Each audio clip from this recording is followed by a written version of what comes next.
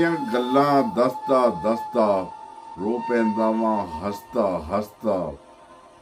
ਅਜੇ ਤੱਕ ਇਹ ਪਤਾ ਨਹੀਂ ਲੱਗਿਆ ਉਜੜ ਗਿਆ ਕਿਉਂ ਵਸਦਾ ਵਸਦਾ।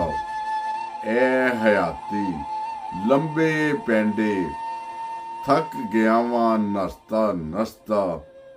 ਜ਼ਿੰਦਗੀ ਦੀ ਇਹ ਢਿੱਲੀ ਮੰਜੀ, ਜ਼ਿੰਦਗੀ ਦੀ ਇਹ ਢਿੱਲੀ ਮੰਜੀ ਮਰ ਚੱਲਿਆ ਵਾਂ ਕਸਤਾ ਕਸਤਾ। ਇਸ਼ਕ ਦਾ ਬੱਦਲ ਮੇਰੇ ਉੱਤੇ, ਇਸ਼ਕ ਦਾ ਬੱਦਲ ਮੇਰੇ ਉੱਤੇ ਰੁਕ ਜਾਂਦਾ ਏ ਵਸਦਾ ਵਸਦਾ।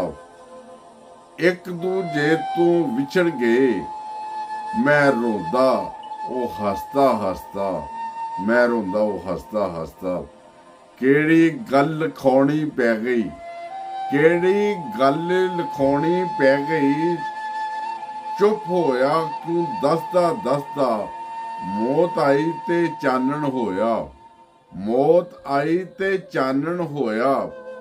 ਨਿਕਲ ਗਿਆ ਵਾਂ ਫਸਦਾ ਫਸਦਾ। ਮੌਤ ਆਈ ਤੇ ਚਾਨਣ ਹੋਇਆ, ਨਿਕਲ ਗਿਆ ਵਾਂ ਫਸਦਾ ਫਸਦਾ। ਪਤਾ ਨਹੀਂ ਕੌਣ ਸ਼ਾਇਰ ਨੇ ਦੇ ਪੰਜਾਬੀ ਦੀ ਬਹੁਤ ਅੱਛੀ ਸ਼ਾਇਰੀ ਕਰ ਗਏ ਨੇ, ਬਹੁਤ ਅੱਛੀ ਨਜ਼ਮ ਸੀ।